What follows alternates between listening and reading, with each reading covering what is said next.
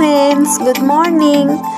তো আজকে সকাল সকাল উঠে পড়েছি। সকালবেলার যে যুদ্ধ, দুটো বাচ্চাকে নিয়ে, একজন স্কুলে যাবে আর হাজব্যান্ড কাজে যাবে।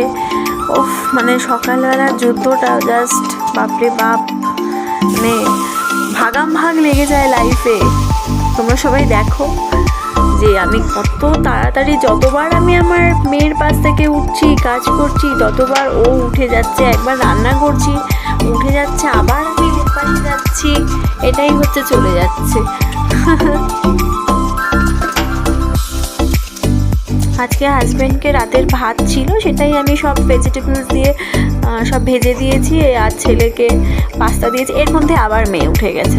ওফ, আমি একটু কোনো মতন লেবু জল খেয়ে হাজব্যান্ডকে বাই বাই করে দিলাম, ও চলে গেল। ব্যাস, এর মধ্যে দুজনই উঠে পড়লো।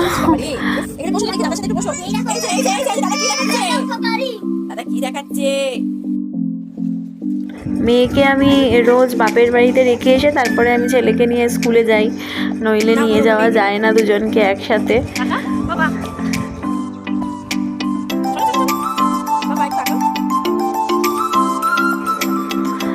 ছেলে স্কুলে চলে গেল। রোজ সকালটা এরমভাবেই কাটে আমার।